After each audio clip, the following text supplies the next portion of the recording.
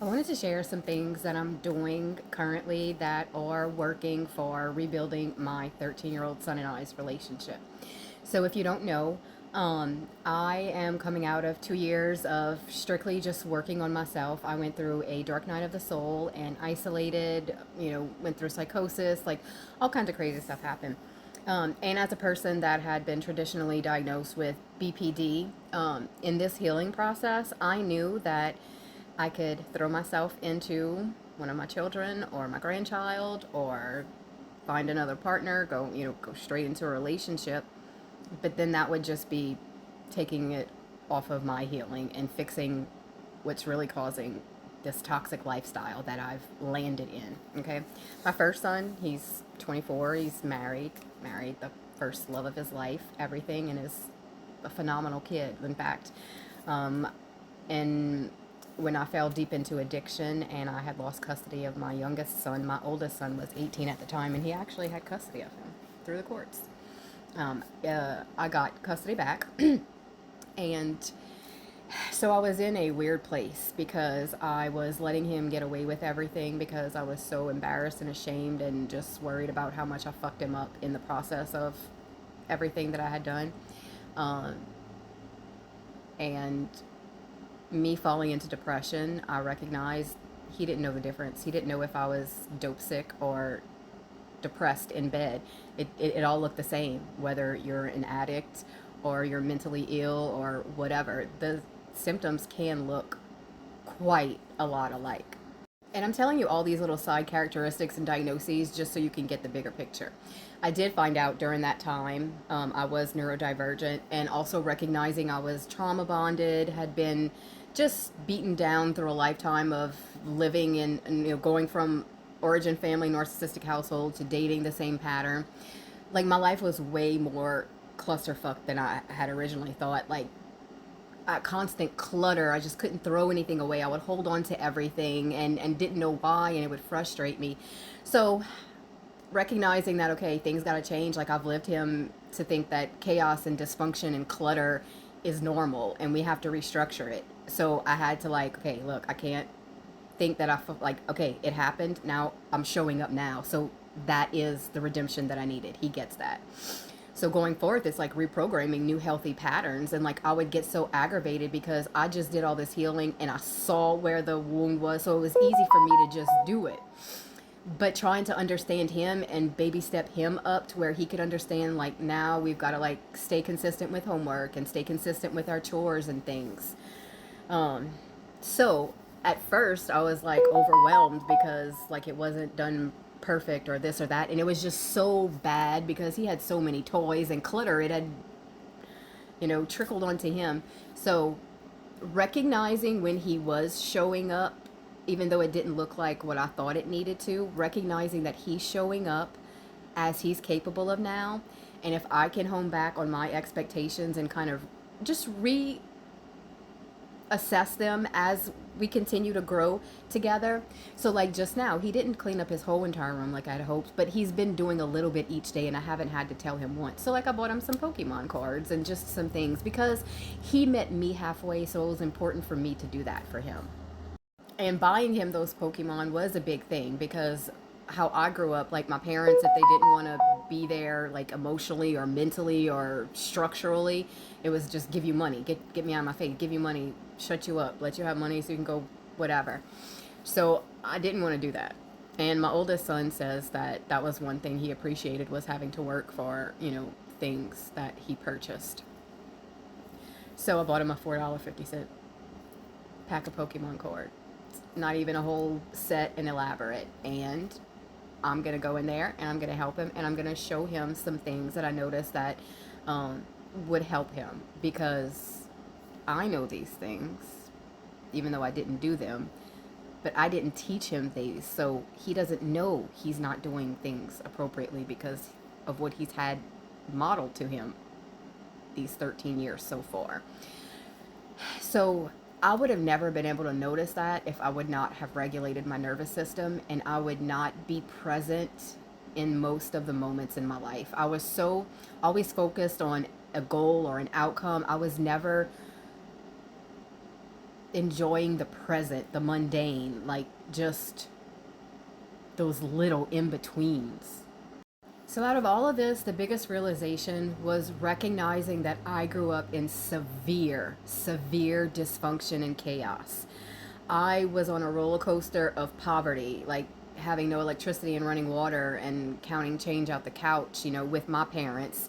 And then when I was about 13, that was when my dad's business started and everything changed. And then we had money and I never had to worry about it since. But my son doesn't have that. He just has my presence.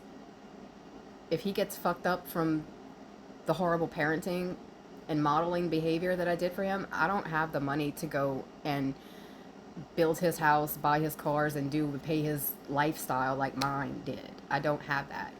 So, but I also recognize where my parents, we just assume that our parents know everything, how it's supposed to be done. We think that they're healed. We don't realize that they're hurt. They had their own traumas that they're trying to not recreate for you. In that, they're creating a whole other set of traumas and passing down what they came from with you. And it's not a game of who wins or who loses or who was right, who was wrong. It's just if we can learn to meet the people in our lives every day, every step of the way, and reassess and change things as we needed. And if we don't want to do that, and if we just want to run away, like, don't engage with those people. If it's a hassle, whatever, if it's a wound or you being envious or egotistical, it doesn't matter. If it's causing something, just allow it to be. Don't judge it, and just allow it to propel you to grow and heal. Just look at it as something that's coming to the surface that's going to make your life quality a lot better because you've been signaling it to the universe by hyper thinking on it. So yeah. And another thing, don't be ashamed. I'm 44 and I'm learning how to remember to pay my bills on time, to remember to eat every day, at least once a day, to remember to make sure I have groceries in the house because I have a growing boy that needs to eat, and just because my nutritional shit's all fucked up right now doesn't mean it. And budgeting and paying off debt, and just like I was never taught those things. And my adulthood never forced me to learn those things either. I didn't live a respectable life or a typical life.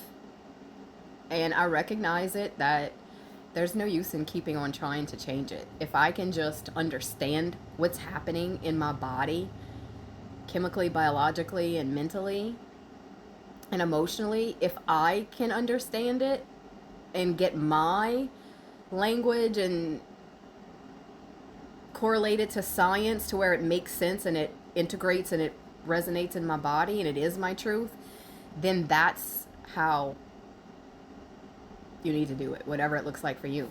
20 years I did it the right way through therapists. And what did I do? Ended up with a laundry list of diagnoses, that undiagnosed autism and CPTSD. Had that been diagnosed before the age of 42, a lot of things would have been different. But also, that was a learning experience, so I don't have to hate it and I don't have to attack those people. So yeah, just remember, your healing and your methods and your tools and your reasoning could be whatever the fuck you want it to be, because it's gnosis. It's you. It's literally your body's felt sense, lived experiences, and nobody's are the same. Not even siblings. They're all going to be completely different. And that's okay. Before, when it was recognized, it was given a diagnosis and a pill and a therapy regimen because you were told that it was dysfunctional and it needed to go away. But you were never taught that you could also listen to it and see if it's trying to show you where you are displaying unhealthy patterns or looking at things from a limited or old thinking pattern or somebody else's patterns in entirety, and that you can do a holistic, more natural approach. You don't have to take a pill. You don't have to pay a therapist every month. You can literally go and find all of this information available to you for free and heal yourself with community and people that are just like you. So stop trying to fit into everybody else's world and realize that they need to fit into yours. And if they don't, it's okay. If you want to pursue that, find out where your edges are and where y'all have overlaps that y'all can relate and see eye to eye eventually, or just call it quits. You know, sometimes you do just have two completely different core principles. And if you're a highly sensitive person and neurodivergent, you've spent your life trying to change that. Now, that's not the case. Hey, I'm coming back to add something because I realized it kind of looked like I was bashing therapy. I don't actually bash therapy, but I do think that there's a specific therapist that people like us need. And regular matrix therapists aren't going to work. They're good for people who just want a quick fix and that subscribe to real life. But for people like us that are on a spiritual journey and do a lot of introspection and like conscious thinking, there's this book. Let me go grab it. Okay, so I ended up finding a few more that I think you will not be disappointed by. But I'll start with the one I was mentioning. It's called The Autistic Survival Guide to Therapy. And this is by Steph Jones. She has a YouTube channel. She speaks out. She has a TED Talk. She is fucking phenomenal. Go look her up. I will link her below. And also I'll link links for these books. I do have an Amazon affiliate account. So if you do purchase it, and if you plan on buying it from Amazon, if you just want to click from my link, I would love that. It helps just support the channel. But if not, I still want you to have access to these books. So, first one, this is definitely a do not skip book because it's written by a late identified autistic person who is, I want to say she's a freaking psychiatrist.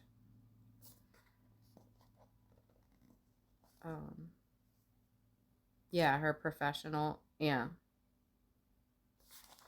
Anyway, so this one is a must. The next book is Your Head is a Houseboat, and this is by another YouTuber. His name is Stroseless.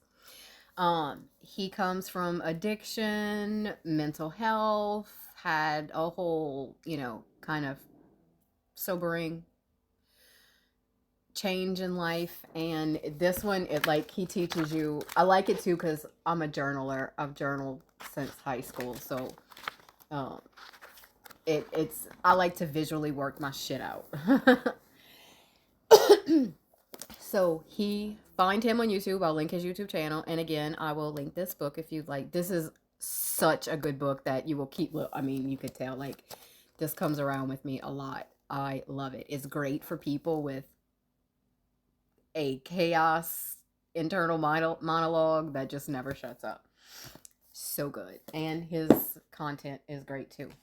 This was given to me actually by the CASA worker that was assigned to my son when he was in CPS, DCFS, whatever you want to call it. I will link this one. It's very short, like it's big print, like it's super. You could read this in one day. It's literally 105 pages. Very easy read, and this will change your life. It's short, very brief, to the point, but it will make shit make sense that you have probably been on a hunt for your entire life. This next one is The Body Keeps the Score. Every woman who is a survivor, who has had toxic relationships, this is a must. Even if you're not a survivor, this book is so valuable because you've had your version of what a survivor went through. You've had a situation that broke you and took your spirit away at some point, or you've witnessed it. And if nothing else, you are seeing it in the world right now. And I feel so much empathy for all the people who had beautiful lives and great lives and were just completely shut off and blind to this, and probably even challenged it and made a few victims feel shameful. But for all the people that are recognizing the way they came at it and realizing it's true now, there's a lot of people that are having a hard time with forgiving themselves for that. And but read this. This will help you understand their brains. It'll help you interact with them. It'll help you get on with your day, because you cannot be a normal fucking human being and not be affected by what you're seeing on TV. And if you're still saying, well, show me the files, I have no space for you in my life. Anyway, that went on a little tangent. This one is huge. Empath and psychic abilities. This one, I love it because it bridges clinical terms like empathy and empath and highly sensitive person, and it bridges it with all the woo-woo mystical, energy body stuff. Because a lot of people, as angry as they are with witchy woo-woo stuff, they're not realizing that literally psychology is just the language that's presented to the collective. That's the safe language. That's the frequency that they can hold right now.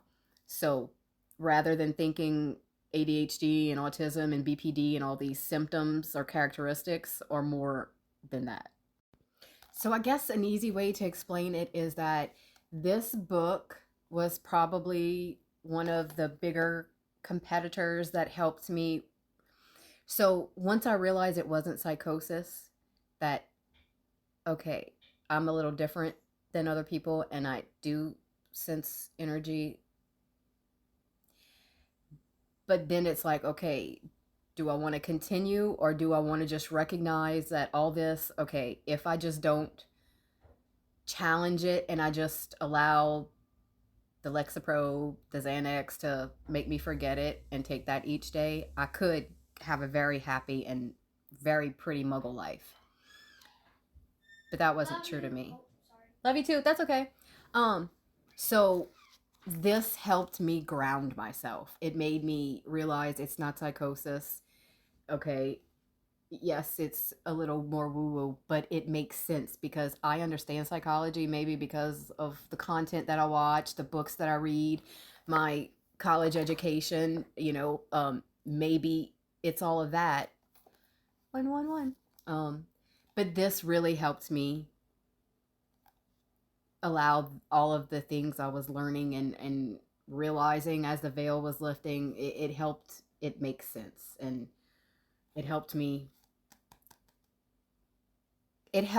piece together all the things that like were BPD or anxiety, and I was able to see where it was linked to something energetic that I actually could go and fix. That I didn't, yes, I could take a pill and forget it, but if I wanted to heal from it and grow from it, transmute it and make it beautiful, I can go with the woo-woo side. So it's, what do I want to do? Do I want to stay asleep or do I want to evolve?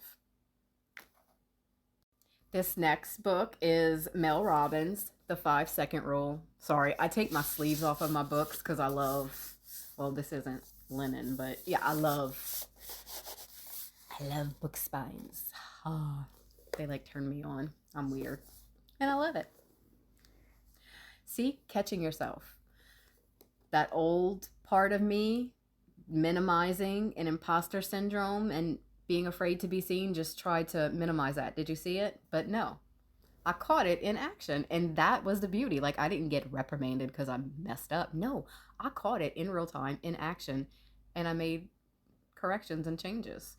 Or I could have just made a mental note of it and just recognize that it's coming to the surface to be healed.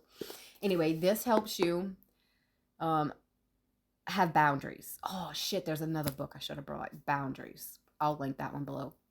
But because we feel like we're abandoning people and we're inflicting a wound that is one of our core wounds, but we have to realize that we have to put our safety and our selves first.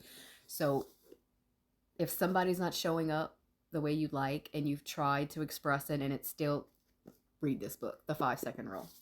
She also has a YouTube channel. She was actually one of the first people I found when I was still thinking it was mental health and psychology, before I recognized it was something more spiritual. Mel was Dr. Romney, Adam Lane Smith, the attachment specialist, the School of Development, Thais Gibson, Coach Ken, Chris Setter. This is a book I found. Destructive Trends in Mental Health. I'll be honest, I haven't read this whole one, but I have read some of the pieces, and it's very good. It's from patriarchal, conservative, Republican psychiatrists who were political advocacy. Yeah. So this book is definitely good, and it's called Destructive Trends in Mental Health. This was one, I don't know if I found it at the library. Yeah, the library. They'll put books on sale, and I'll get them for $1. I also use books, I'll use them to junk journal in. Anyway, I'll link that one below, or check out your library. This one I have not read yet. It's going to be on my recovery reading list from surgery. But this is actually somebody that's local here, a very well-known family last name. He's a PhD doctor. His brother actually owns the strength training gym that I go to.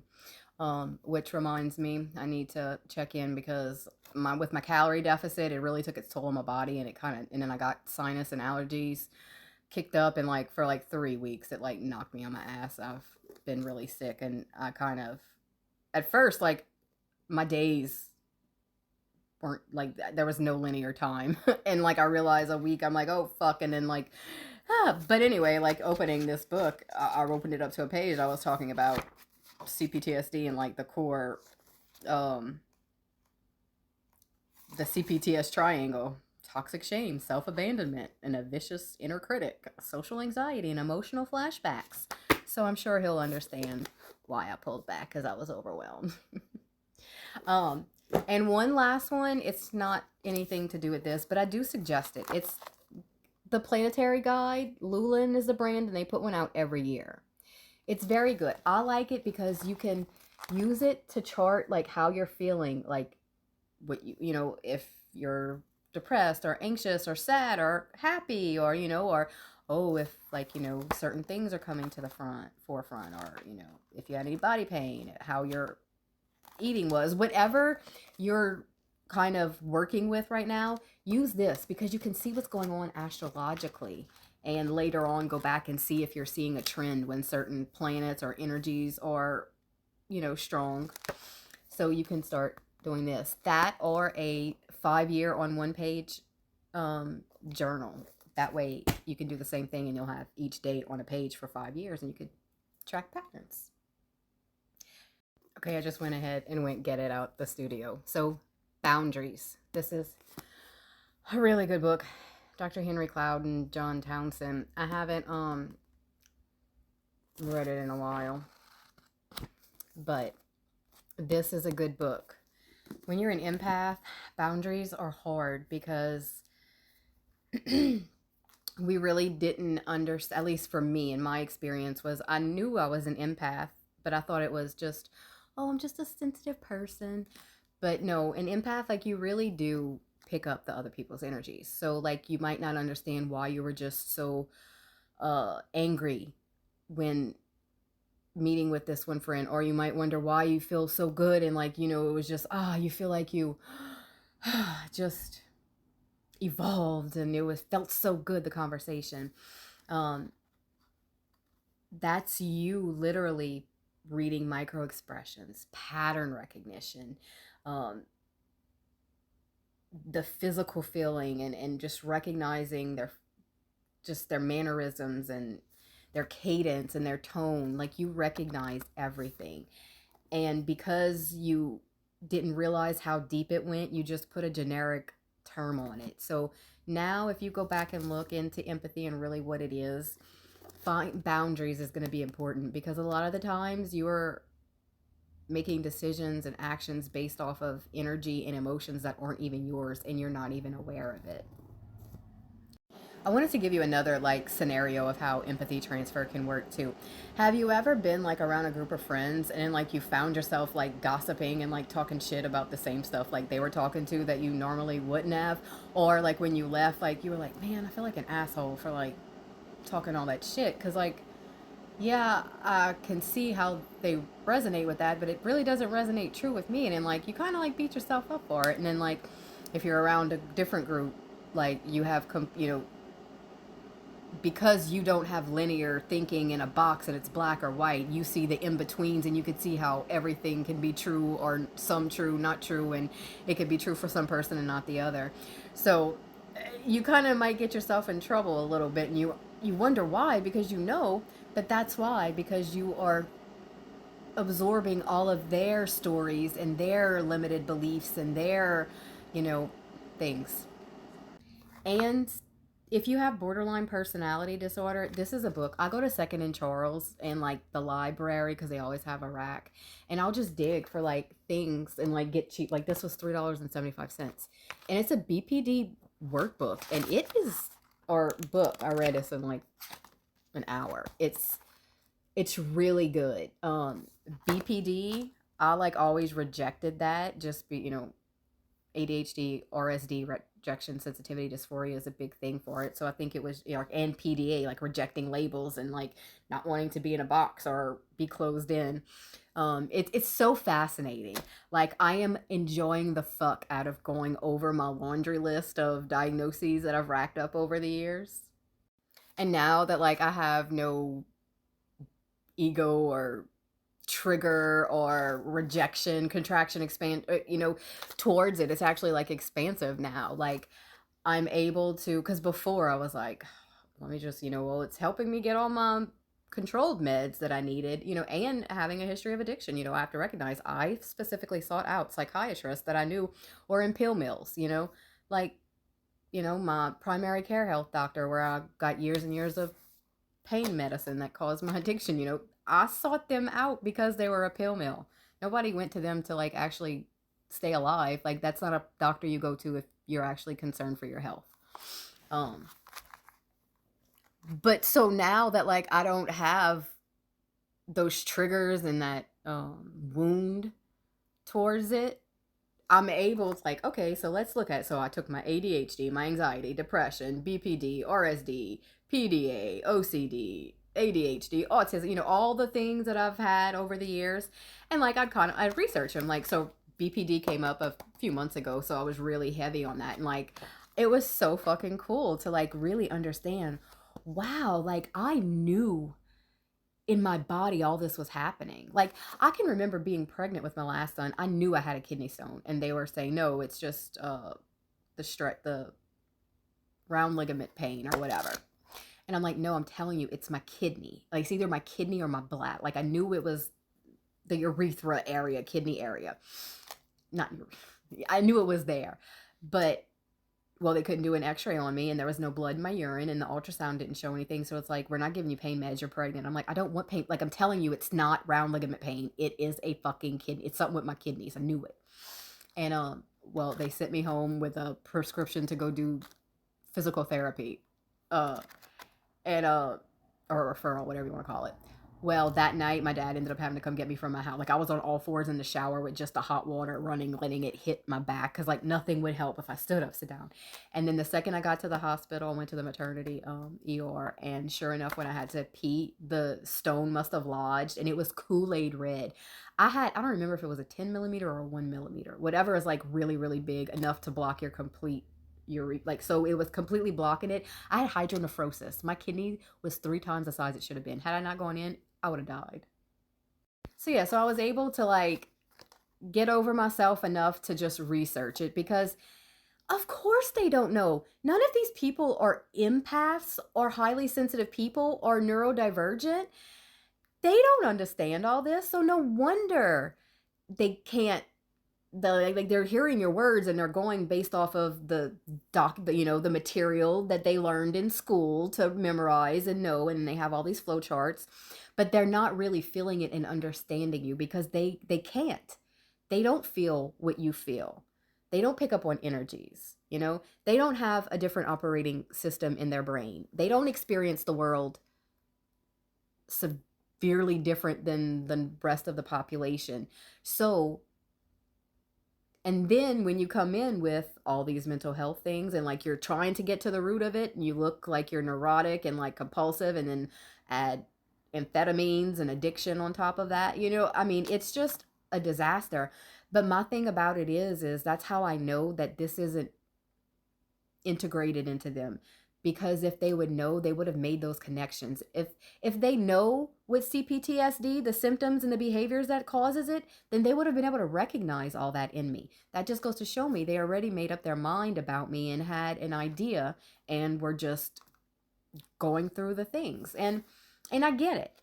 Now I get it, because I didn't understand. I thought everybody felt and processed things like I did. I didn't realize that I was just genetically or biologically different.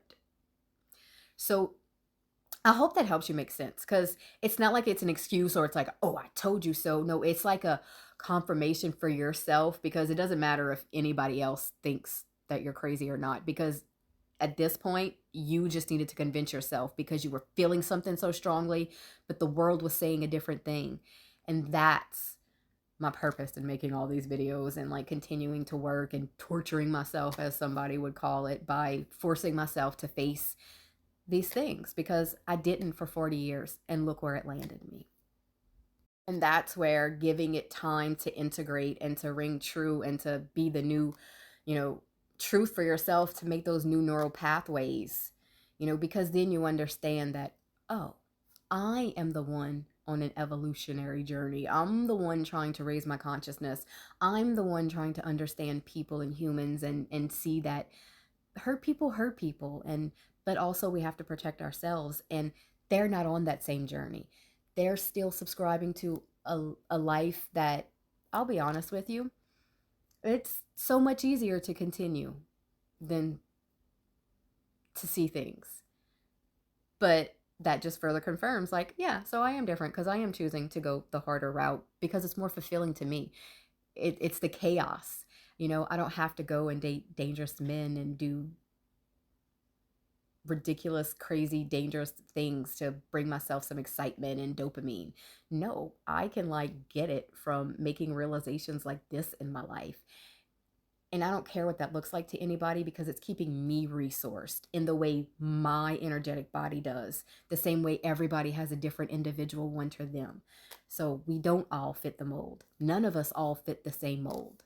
A lot of us are very different, and 20% of us are so severely different that it makes functioning in the real world really difficult. But once you have the language and the understanding, and you give your body time to allow it to feel safe and to be your new truth, you'll realize where you pick and choose your battles and who you choose to feed into and cultivate. And yeah. So it gives me the information that I needed to know that I don't want to change to fit into the life that has made me uncomfortable. I want to migrate and move to people who make me feel seen and allow me to be me, and understand when I'm working through a wound, or to understand if astrologically something's going on in my chart and I'm a little unresourced or ungrounded today. Not to change me or not to try to convince me to subscribe to what they do, but just to give me the space to be me and to allow me to work through it as I need to. And if I need their assistance, they're there, because they're not going to hold my wounds and my triggers against me, because they understand that I am bringing it up to the surface to work through it. Because I could have very well just shut my mouth or not showed up and just pretended it didn't exist. But by continuing to show up, you're showing that you're all for this. I'm just rambling at this time, so I'm gonna shut up.